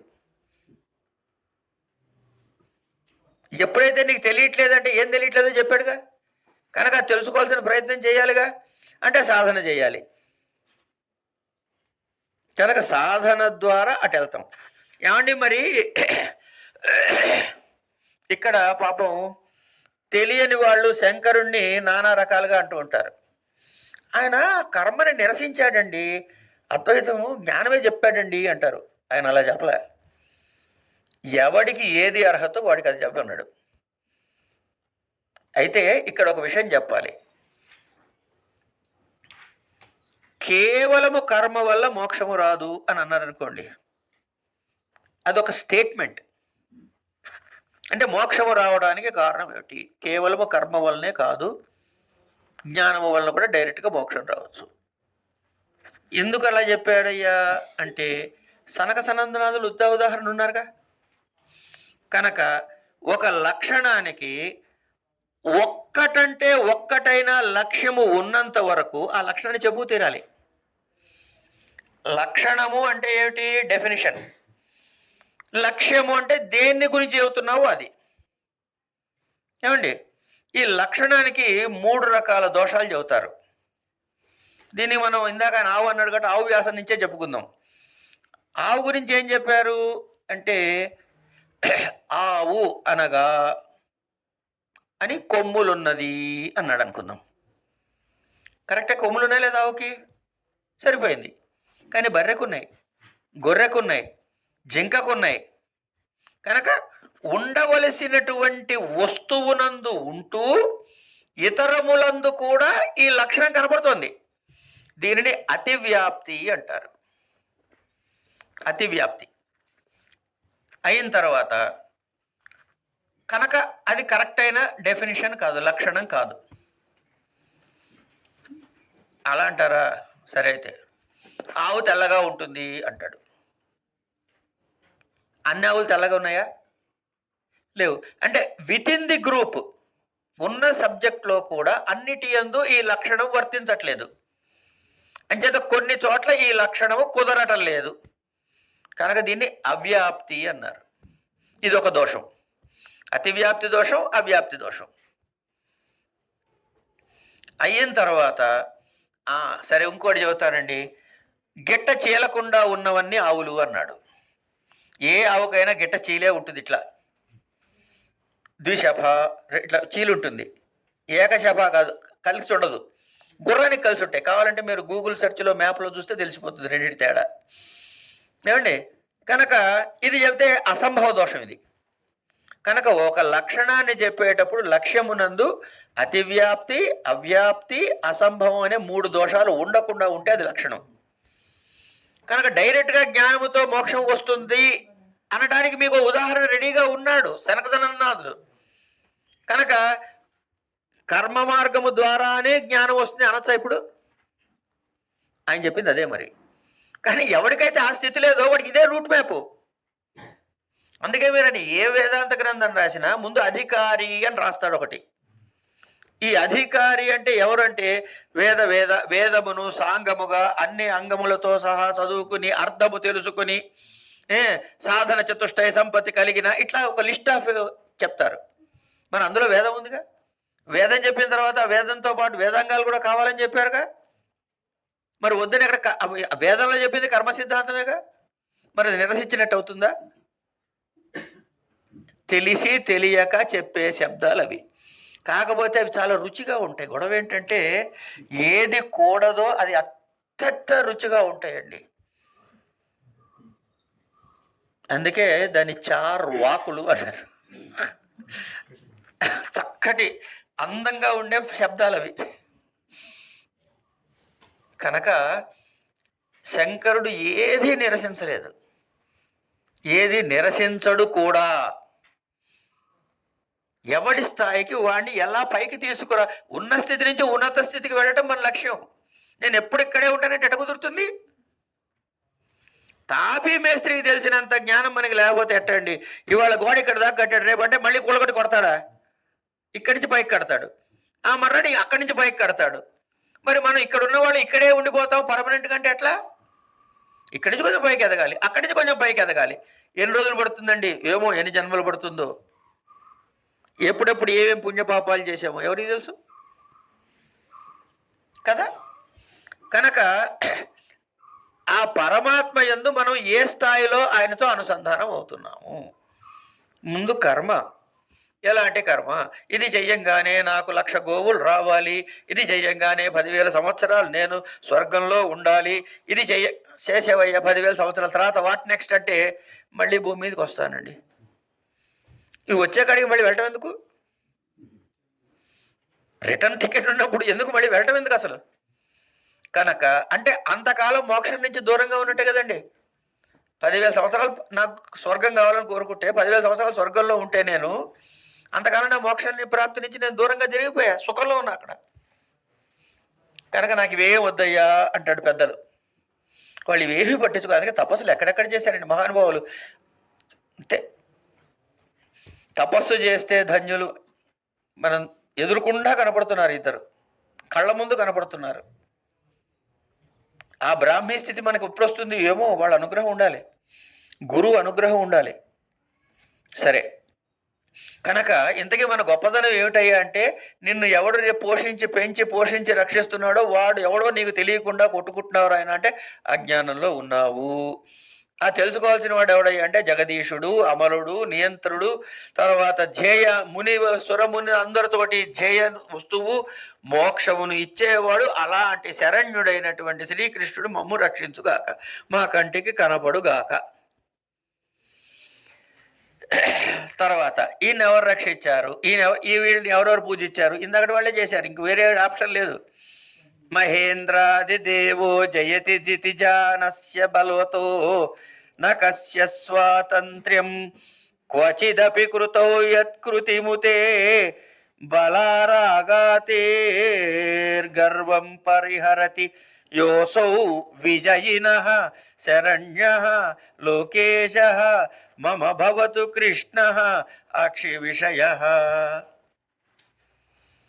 ఇంద్రాది దేవతల యొక్క సమూహము చేత, మహేంద్రాది దేవ, ఇంద్రాది దేవతల యొక్క సమూహము చేత వాళ్ళు ఏదైనా జయించారనుకోండి. ఇంద్రుడు ఏదో చేశాడు, ఎవరు చేశారంటారండి? అంటే ఇంద్రుడు నేను చేశాను అనుకుంటాడు అమాయకంగా, కానీ కాదు, చేసింది పరమాత్మ. మీరు భగవద్గీతలో నాకు నోటికి రావు కదమ్మా, కొంతమంది నోటికి నేర్చేసుకున్నారు భగవద్గీత. అందులో కృష్ణుడే స్వయంగా చెబుతాడు ఏమని, ఎవరెవరు ఏ ఏ దేవతలు మమ్మల్ని రక్షిస్తున్నారు అనుకుంటూ కొలుస్తున్నారో ఆ దేవతల రూపంలో చేస్తున్నది నేనే అంటాడు. అనడం లేదా? అనండి, పైకనండి, శ్లోకం పర్లేదు, గట్టిగానండి.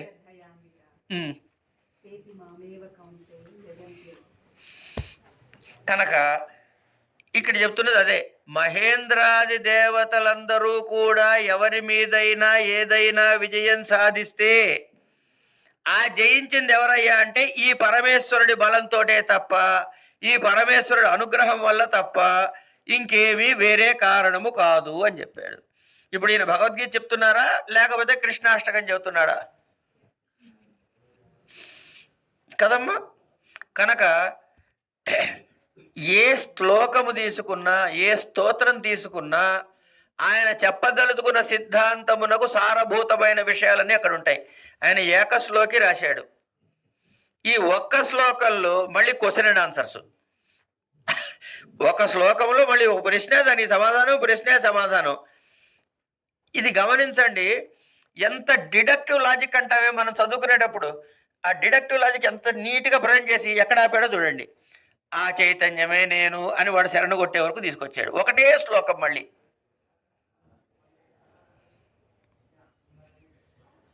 అది శంకరుడు. ఇప్పుడు భజ గోవిందం ఉంది కదమ్మా, అది కూడా చెప్పేస్తా, తెలిసినవి చెప్పేస్తే పని అయిపోతుంది.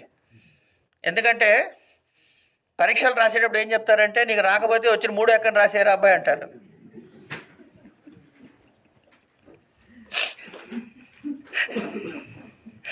మూడు సార్లు రాసామనుకోండి, ఏదో రాసినట్టు కదా పేపరు,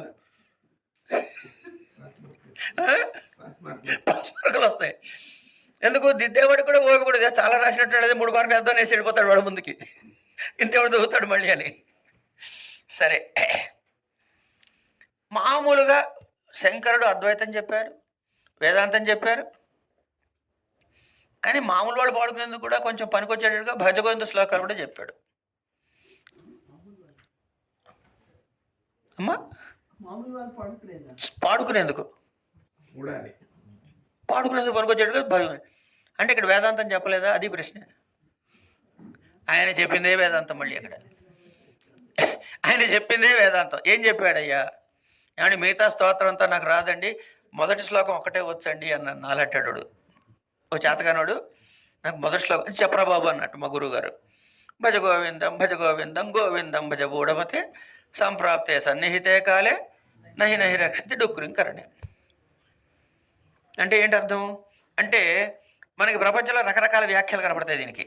ఒకటి, ఎక్కడో కాశీ నగరంలో ఒక బ్రాహ్మడు చెంబు కింద పడితే అట్టాంటండడం అని శబ్దం వస్తే అది డుక్కునీకరణే అనే శబ్దంలా వినపడితే ఆయన వ్యాకరణం చదువుకుంటుంటే వ్యాకరణని రక్షిస్తుందా? ఇదే ఇలాగే చెప్తా కదా కథ. మనం ఊళ్ళో వినపడే కథ ఇదే కదా. ఇప్పుడు శంకరుడు అద్వైత సిద్ధాంతం నేర్చుకోవాలంటే అర్హతగా ఏం చెప్పాడు అంటే, వేదములు వేదాంగముల సహితముగా చదువుకుని సాధన చతుష్టయ సంపత్తి ఉన్నవాడికి కదా అర్హత అని చెప్పాడు. వేదాంగాల్లో వ్యాకరణం లేదా? మరి శంకరుడు డుక్రీకరణ అనేది పనికిరాదు పో అని అంటాడా? అనొచ్చా? కనుక అనడు. మరి ఏమన్నాడు అక్కడ? ఒకటి. రెండవది, ఆగచ్చ మహాభాగా,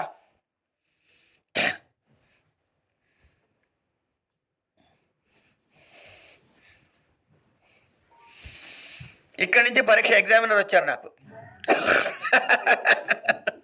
సరే, కనుక శంకరుడు మరి వ్యాకరణాన్ని నిందిస్తాడా? నిందించడు.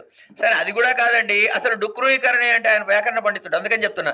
డుక్రీకరణే అంటే అది ఒక ధాతు, మన ధాతువే కదండి, ధాతువు.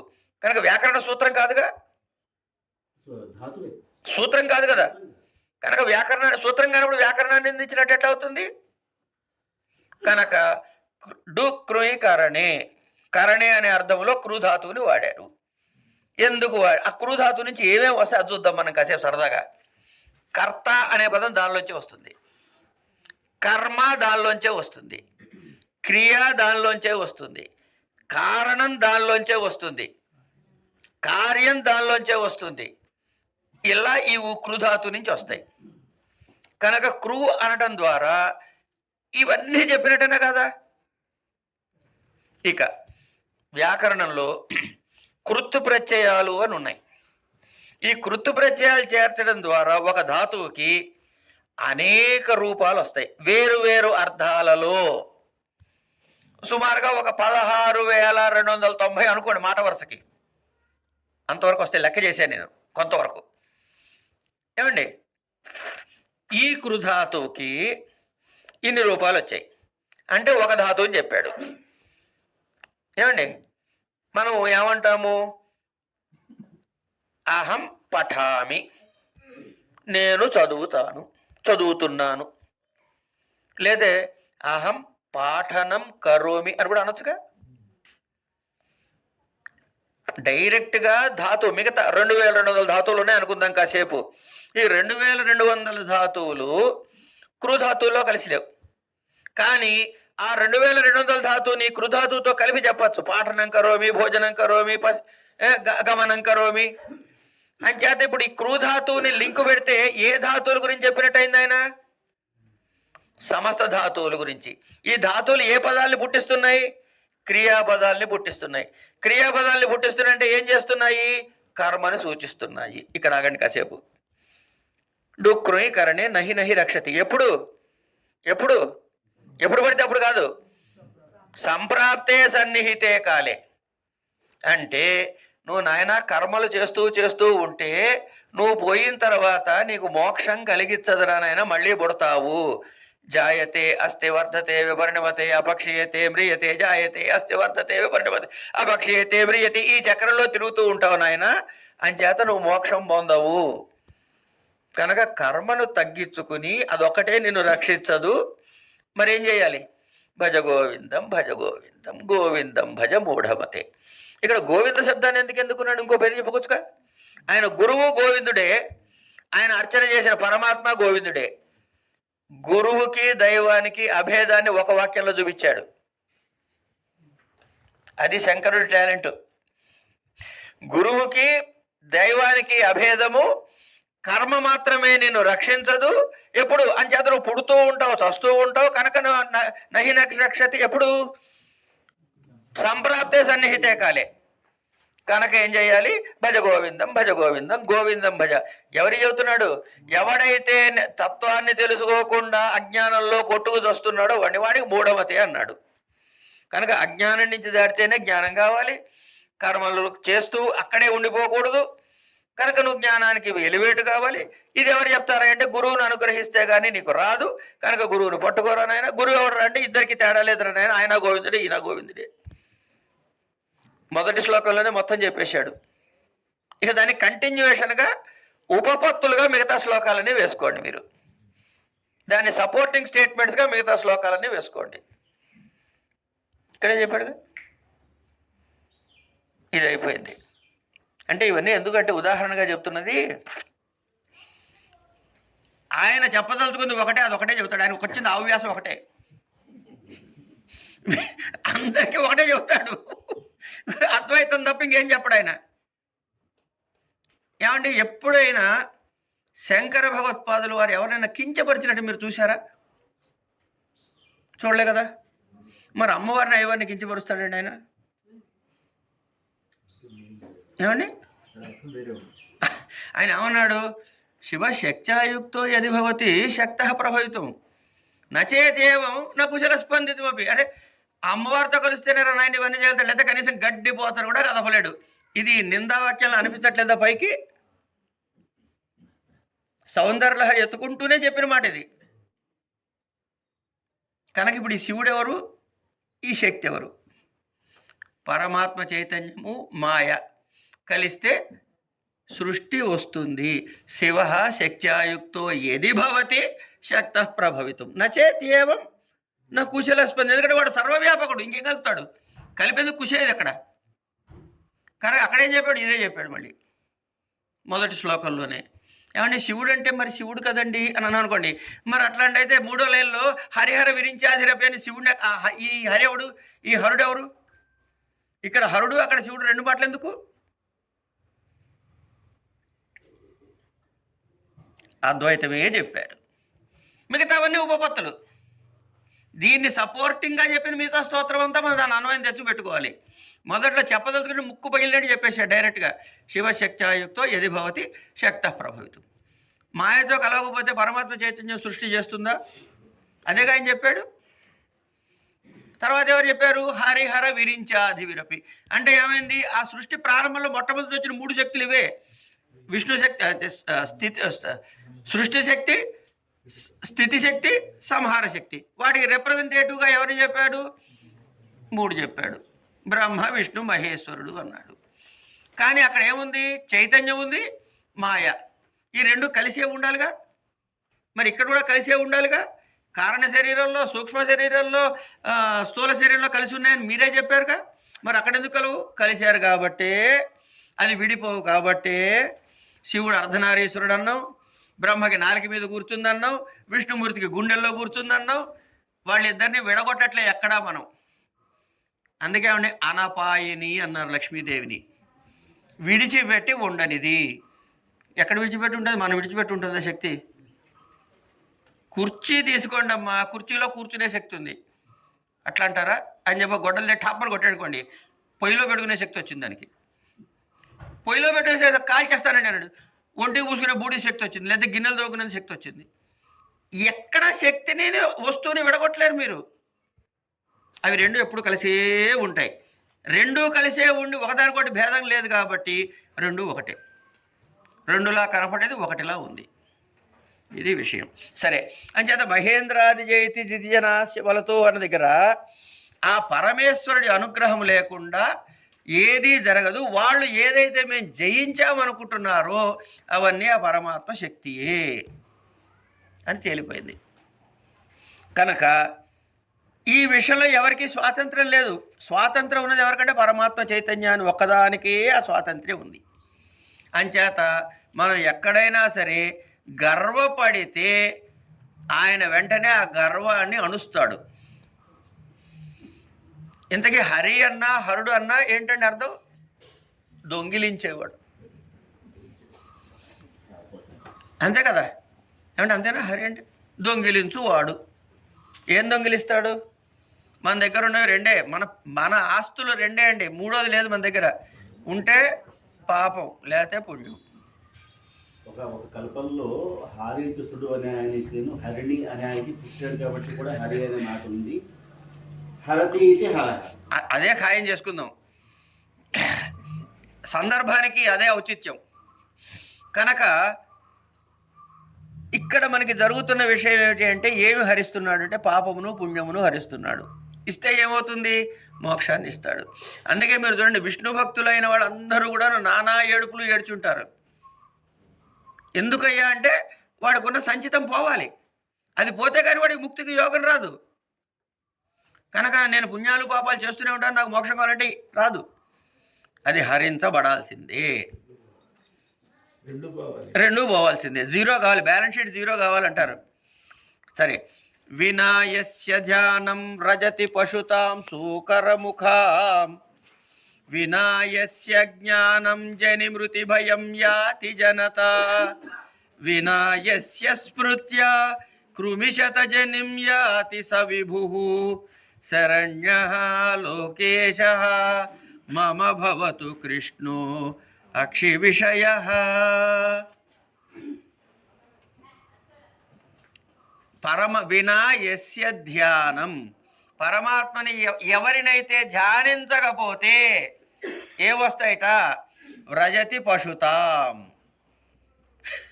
అంటే నీచ జన్మలు వస్తాయి అని అర్థం.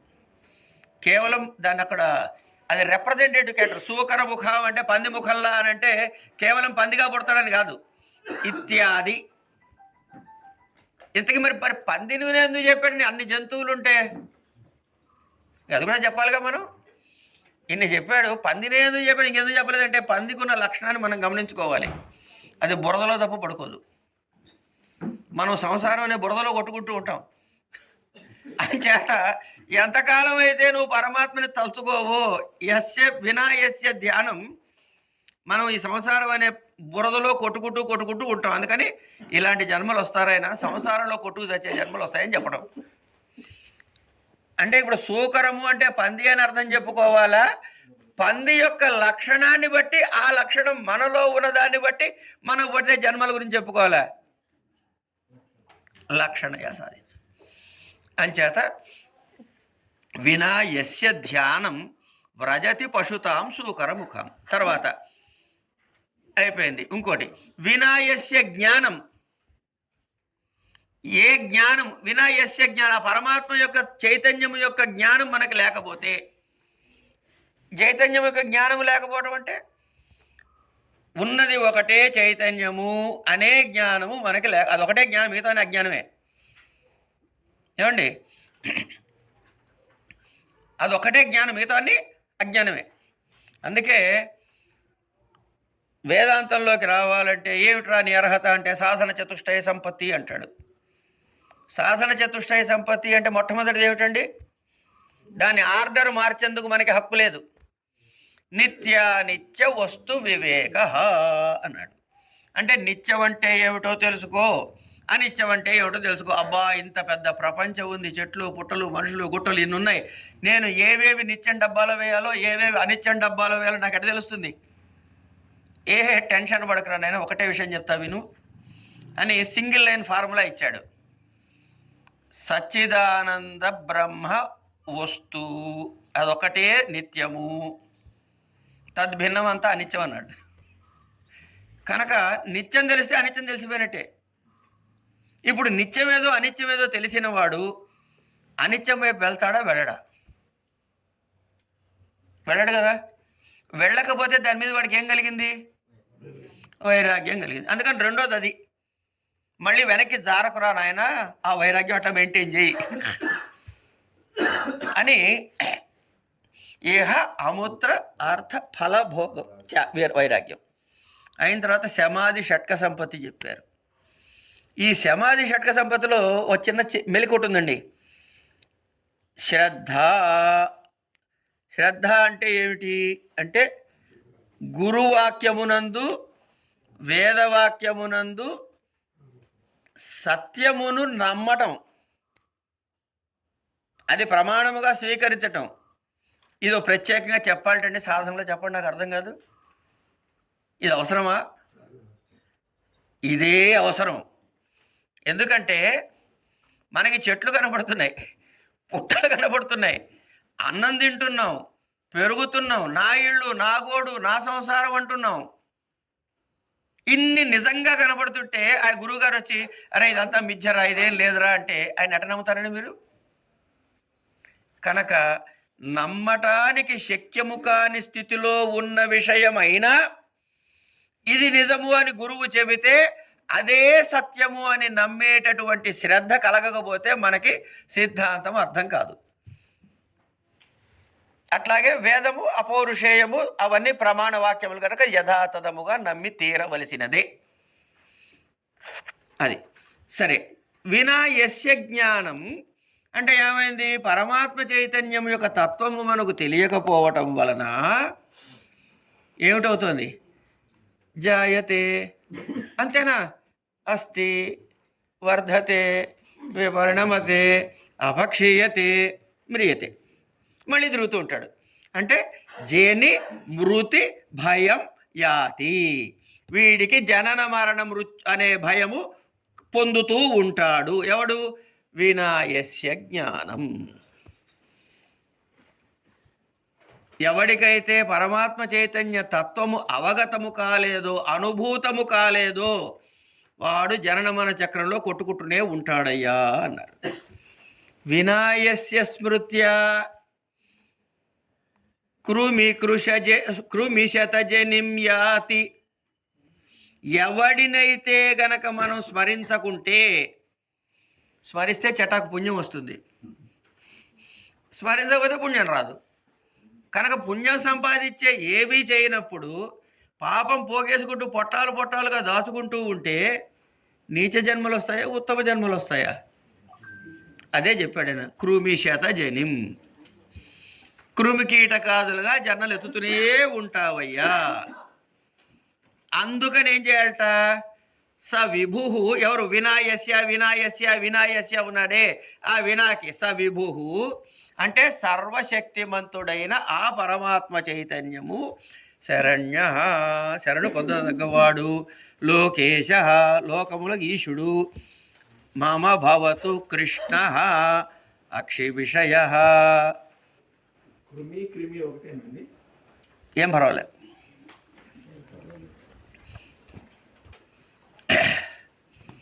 తర్వాత నరాతంకోట్టంక, నర ఆతంక ఉట్టంక అంటే ప్రమాదాన్ని పోగొట్టేవాడు అని అర్థం. నరుల యొక్క ప్రమాదాలని పోగొట్టేవాడు. ప్రమాదం అంటే ఏమీ లేదండి, మళ్ళీ పుట్టడమే ప్రమాదం. మనకి వన్ లైన్ ఆన్సర్స్, ఏదైనా రెండే క్వశ్చన్లు. ఏది ఉండకూడదు? పుట్టడం చావటం ఉండకూడదు. ఏది కావాలి? మోక్షం కావాలి. ఇంతకు మించి ఇంకో ఆన్సర్ లేదు. ఏ ప్రశ్నని ఇదే రాయటం, ఏ ప్రశ్న అడగండి ఇదే ఆన్సర్. ఆవ్యాసమే. ఈ ఆవ్యాసంలో అందరూ సగం కథ చెప్పి ఆపేస్తారండి. అంటే వాడి చదువు అంటే అజ్జయ్యి చెప్పాడు. ఆ టీచర్కి చాలా కోపం వచ్చిందిట. విమానంలో వెళ్తుంటే రా అందిట. విమానం నుంచి బయటికి చూసాను, కిటికీలోంచి ఆవు కనపడేది, మిగతా ఆవు అంతా రాసేసేవట. సరే ఎక్కడో తీసుకెళ్ళి ఊళ్ళో పెట్టింది. అక్కడ వాడికి ఆవు కనపడింది. టీచర్కి కడుపు రగిలి గదిలో పెట్టి తాళం వేసేసి, అరే ఇప్పుడు వ్యాసం రాసి చెప్పరా అందిట. కొత్తగా ఇంకోటి ఏదైనా రాస్తాడేమో పిచ్చివాడని. ఆయన ఉండే తలుపు కూడా తీస్తానంది. వీడు ఎట్టగో రాయలేడు, వాడు తలుపు కొట్టాడు అని టీచర్కి పిచ్చి నమ్మకం. వాడు 2 నిమిషాల్లో తలుపు కొట్టాట. ఏంట్రా రాశావా? రాశానండి అంట. చదువు అది. వీడికి టెన్షన్ వచ్చింది, అసలు వాడే రాశాడు, గదిలో పెడితే ఏం రాశాడని. నన్ను టీచర్ గదిలో పెట్టినది, నేను గోడ కానుకోగా వెనకాల ఏదో తగిలింది, చూస్తే కృష్ణుడి క్యాలెండరు, కృష్ణుడి వెనకాల ఆవు ఉన్నది, మిగతా అంతా వచ్చేసింది. మనం ఏ స్తోత్రం చదివినా ఏమున్నది? శుద్ధ వైద్యం ఉన్నది, ఏం చెప్పాడు? మోక్షం కావాలన్నాడు, ఏం ఉండకూడదన్నాడు, జన్మ సైకిల్ ఉండకూడదన్నాడు. ఇదే మన అవ్యాసం కదా. సరే, నరాతంకోట్టంక శరణ శరణో శరణ శరణో భ్రాంతిహరణ ఘనశ్యామో వామో వ్రజ శిశువయస్యోర్జున సఖ స్వయంభూర్భూతానాం జనక ఉచితాచార సుఖదః శరణ్యః శరణ్యో లోకేశో మమ భవతు కృష్ణోక్షి విషయః.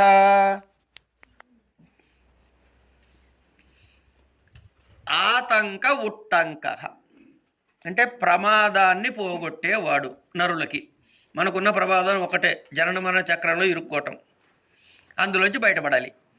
ఈయనెవడు? ఇక్కడ దాకా ఆయన క్వాలిటీ చెప్పాడు, కానీ మనకి రూపాన్ని చూపిస్తున్నాడు. అంటే ఏమిటి? నిరుద్ధ స్థితికి పై స్థితి, ఏకాగ్ర స్థితికి కావాల్సిన అంశాన్ని కూడా చెబుతున్నాడు ఇక్కడ. ఆయన ఎట్లా ఉన్నాడు? ఘనశ్యామ, ఘన ఇవ శ్యామ, ఘనశ్యామ, మేఘంలాగా నల్లగా ఉన్నవాడు శ్రీకృష్ణుడు. వామో వ్రజ శిశు వయస్యోర్జున సఖ. ఏమండి? వామ చాలా సుందరమైన వాట. తర్వాత వ్రజ శిశు, ఆయన వయస్సుడు ఎవరయ్యా? అర్జున సఖ. ఇంతవరకు ఆయన రూపానికి కావలసిన, ధ్యానానికి కావలసిన ఆకారాన్ని చెప్పాడు, కానీ అసలుది ఏమిటో తర్వాత చెప్పాడు. ఇప్పుడు నేను అడుగుతానండి మీ అందరినీ కూడా ఒక చిన్న ప్రశ్న. నాకు ఇప్పటికిప్పుడు మీరు ఉన్నట్టుండి ఇక్కడ అందరూ కూడా భారతదేశం మొత్తానికి నమస్కారం పెట్టాలి అని అన్నాను అనుకోండి, కాసేపు ఎవరికి నమస్కారం పెడతారు? మ్యాప్ కన్నా పెట్టాలి, లేకపోతే జెండా కన్నా పెట్టాలి. మ్యాప్ కన్నా పెట్టాలి, జెండా కన్నా పెట్టాలి. ఇప్పుడు జెండా అంటే ఏమిటి? గుడ్డ ముక్క, 3 రంగుల గుడ్డల ముక్కలు కలిపి కుడితే వచ్చింది ఒక పెద్ద గుడ్డ ముక్క. అన్నాం అనుకోండి, అది తప్పు. కనుక ప్రతీక, భలే మాట వాడారు. సో ఇక్కడ ఉన్నది కనపడేది ఒకటి, కనవలసినది ఒకటి. కనపడేది గుడ్డ, కనపడాల్సింది దేశం. మట్టి శివలింగం, ఆపాతాళ నభస్థలాంత భువనం అన్నాం. ఇందులో అది ఎట కనపడిందయ్యా? ఇది కనపడుతోంది, అది దర్శించాడు. కనుక కనపడే వస్తువులో కనపడని వస్తువుని దర్శించగలగటం మనం నేర్చుకోవాల్సిన విషయము. కనపడే విగ్రహంలో కనపడని పరమాత్మని దర్శించడం మనం నేర్చుకోవాల్సిన విషయము. అందుకని ఏం చెప్పాడు? నాయన ఆతంక ఉట్టంక అని చెప్పి మధ్యలో ఏం చెప్పాడు? ఘనశ్యామ, వామ, కృష్ణ, అర్జున అని చెప్పిన తర్వాత ఈయన ఎవరో చెబుతున్నాడు అసలు లక్షణం. స్వయంభూ భూతానాం జనక అయిన తర్వాత ఉచితాచార సుఖద. నువ్వు ఏది చెయ్యాలో అది చేస్తే సుఖాన్ని ఇచ్చేవాడు, ఏది చేయాలో చేయకపోతే సుఖాన్ని ఇవ్వడు. అంటే ఏమిటి? సాధన చేసి చైతన్యం గురించి తెలుసుకుంటే నీకు మోక్షాన్ని ఇస్తాడు, లేకపోతే చెయ్యడు. ముందే చెప్పండి, అక్కడ కాషన్ నోటీస్ ఉంది, ఇది చాలా జాగ్రత్తగా వాడాలి, ఫ్రిడ్జ్లో పెట్టకూడదు అని నోటీసులు ఇస్తారు కదా. బయట వాడకూడదు, వచ్చిన తీసిన 3 రోజుల్లో తాగేయండి రాస్తారు కదా. అట్లాంటిది ఇది కూడా. నువ్వు సరిగ్గా చేస్తేనే నీకు మోక్షం ఇస్తారా అని చెబుతున్నాడు. లేకపోతే డిమాండ్ అండ్ టేక్ లేదు. అది వస్తున్నాం, నెక్స్ట్ స్టెప్ అదే. నెక్స్ట్ స్టెప్ అక్కడికే వెళ్తాం. కనుక మనం కర్మను మానేయగలమా అంటే, నేను మానేసానంటే కూర్చున్నా అదో కర్మేగా. అవునండి అను, అవునన్నది కర్మేగా. కనుక ఏంటి? కర్మ వేరు, కర్మలో 2 ఉంటాయి. మళ్ళీ కర్మ అంటే ఏమిటి? ఒక క్రియ నుంచి పుట్టిందే కదా. క్రియకి 2 ఉంటాయంటారు కదా పెద్దలు, వాళ్ళు చెబుతారు కదా. ఏమిటది? ఆశ్రయము, ఫలము. ఆశ్రయము, ఫలము. ఎవరిని ఆశ్రయించిందో క్రియ, ఏది ఫలమో అది. ఆశ్రయించిన వాడికి ఏమన్నా కర్త అదో చెబుతారు, ఫలితానికి ఏమన్నా ద్వితీయ విభక్తి చెప్పమంటాడు, కర్మసంజ్ఞ చెప్తాడు. కనుక ఈ 2 అందులో ఉన్నాయి. ఒకటి పట్టుకో, రెండోది వదిలేయమన్నాడు. ఓకే. ఏతత్ ఫలం శ్రీ పరమేశ్వరార్పణమస్తు అని ఎందుకురా అన్నావు అంటే, ఇది అంటే కానీ లేవడానికి లేదండి అంటే అది అనటం అనవసరం. అంతే కదమ్మా. ఇది అంటే కానీ లేవడం లేదండి అన్నాం అనుకోండి, దీనికి అర్థం లేదు. అంటే ఇది మన భావనలోకి రాలేదు. అది అంటే ఇంగ్లీష్లో అంటారు ఇంటర్నలైజ్ చేసుకోవటం అంటారే, అలా.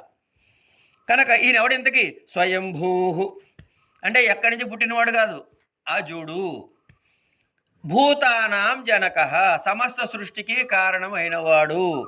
ఉచితాచార సుఖద అంటే సరి అయినటువంటి ఉత్తమమైనటువంటి ఆచరించదగినటువంటి వేద ప్రామాణ్యమైనటువంటి నడవడికతో కలిగి ధర్మముగా చరించి కర్మ చేసిన కర్మ ఫలత్యాగాన్ని చేస్తూ నిష్కామ కర్మ చేస్తూ అంతఃకరణ శుద్ధి సాధించుకోవటం అనేటువంటి పంచాయతీ నువ్వు చేస్తే నీకు మోక్షం ఇస్తాడు. ఇవన్నీ చేయాలి. ఇవన్నీ కలిపి ఒక 3 అక్షరాలు ఊచిత అనేసాడు అయిపోయింది. ఊహించడానికి దొరకదు, చింతనకి దొరకదు, తాత్పర్యం అసలు అర్థం కాదు. ఉచిత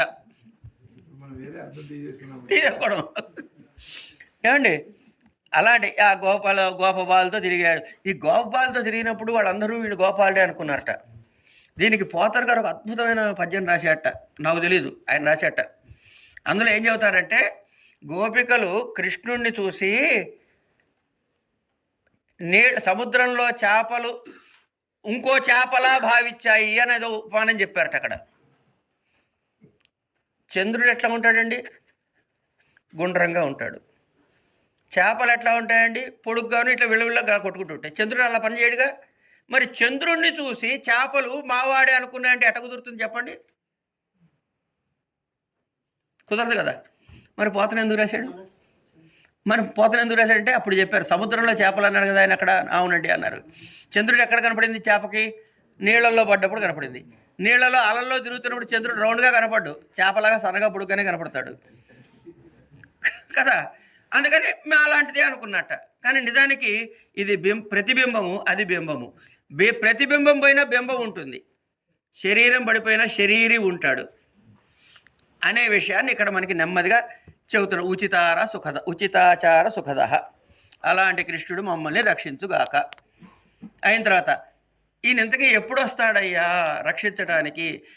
యదా ధర్మగ్లానిర్భవతి జగతాం క్షోభకరిణి తదా అప్పుడు లోకస్వామి ప్రకటిత వపుహు.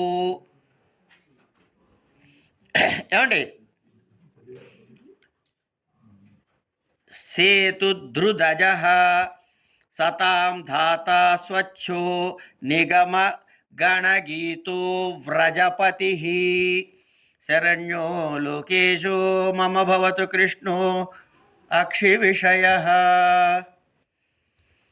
ఎప్పుడైతే లోకక్షోభ కలగటానికి కారణమైనటువంటి ధర్మ నాశనం జరుగుతుందో తాను ఒక శరీరధారి అయి వస్తాడు. శరీరమును ధరించాడు. రామాయణుడు రాముణ్ణి ఆయన కోపధారి అయ్యాడు అంటాడు. అంటే కోపధారి అవడం అంటే ఎప్పుడు కావాలంటే వేసుకుని ఎప్పుడు కావాలంటే ఇప్పుడు తెలియడం. మనం షర్టు ధారలం అవునండి, మనం ఎప్పుడు వేసుకోవాలంటే అప్పుడు వేసుకుంటే తీసేయాలంటే తీసేస్తున్నాం లేదా? ఎవరి ఆప్షన్ అది? అట్లాగే రాముడు కోపధారి. కోపం కావాలంటే వస్తూ అంటే దేని మీద నియంత్రణ? కోపం మీద నియంత్రణ ఉంది, మనకి లేదు. మన కోపం వస్తే నిన్న చూసాంగా, ఎవరు మీరున్నారా? నిన్న ఎయిర్పోర్ట్లో చూసాంగా. అది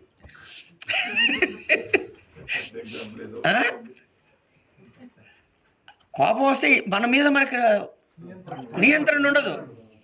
కానీ కోపం ధరించిన వాడు కావాలన్నప్పుడు రాపోవన్నప్పుడు దానికి నియంత్రణ ఉన్నది. సరే, ఆ ధర్మానికి గ్లాని కలిగినప్పుడు, అయితే ధర్మానికి గ్లాని కలిగితే ఈయన ఎందుకు రావాలి? కదే కదా ప్రశ్న. అంచేత ఆయన ధర్మస్వరూపుడు కనుక. అయిన తర్వాత తదా అప్పుడు లోకస్వామి అంటే ప్రపంచానికి స్వామి అయినటువంటి అప్పుడు ఆయన స్వామి అయితే మనం ఏమిటవుతాం? స్వం అవుతాం. స్వం అంటే ఆయన సంబంధించిన, ఆయనకి చెందిన, దీన్నే స్వస్వామి సంబంధం అంటాం. ఓకే. ఆ లోకస్వామి ప్రకటిత వపుహు ఒక శరీర ఆకృతిని ధరించి వచ్చాడు. ఎందుకు? ఆయనకు అవసరం లేదు, మనం తెలుసుకురావడానికి. ఇప్పుడు ఆయన అవతారం ఎత్తకుండా ఆ పని చేయలేడా అంటే చేయగలడు. కానీ వచ్చి చేశాడు. కోరే ధర్మగ్లాన్ని జరిగినట్టు దేవుడు వస్తాడరా అని చెప్పి అనుకోండి, చెప్పాలిగా సాక్ష్యం. అందుకోసమని ఆయన వేషం వేసుకొస్తాడు. అదే రాశాడు ఆయన ప్రకటిత వపుహు అని. తర్వాత సతాం ధాతా స్వచ్ఛో నిగమ గణగీతో వ్రజపతి. అందుచేత వేదముల చేత నుతించబడినటువంటి నిగమ గణగీత ఏమండి నుతింపబడిన ఆ పుణ్యమూర్తి ఏం చేశాడయ్యా? వ్రజపతి అంటే ఆ వ్రజంలో పుట్టాడు, బాలతో సమానంగా వెలిగాడు. ఆయన ఎవరు? సతాం ధాత స్వచ్ఛ. ఇలా ఆ పరమాత్మ యొక్క విశేషాలని 8 అంశాలతో చెప్పి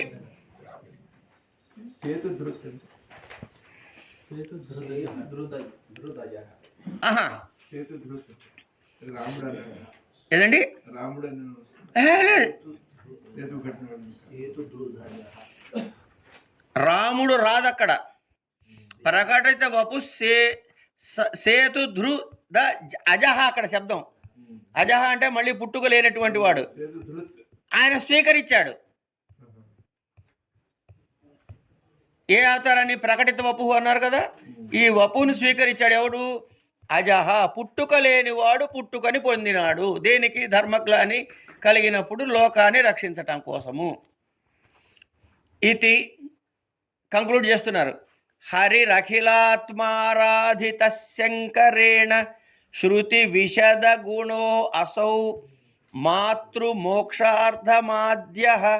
యతివర నికటే శ్రీయుక్త ఆవిర్భూస స్వగుణవృత్త ఉదార శంఖచక్రాబ్జహస్త. అట్లా ఆయన ముందు ఈ రూపంలో ఆయన ప్రకటితమయ్యాడుట కృష్ణుడు. ఇక్కడ మొదటి శ్లోకానికి వెళ్దాం.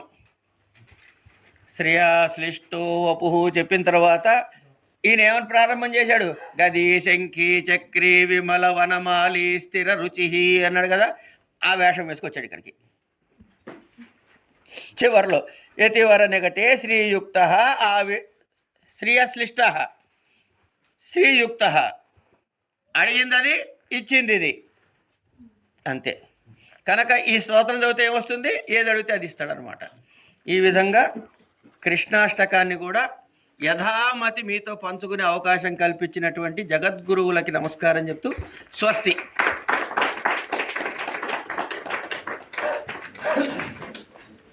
స్తోత్ర ఆధారిత వేదాంత శ్రవణం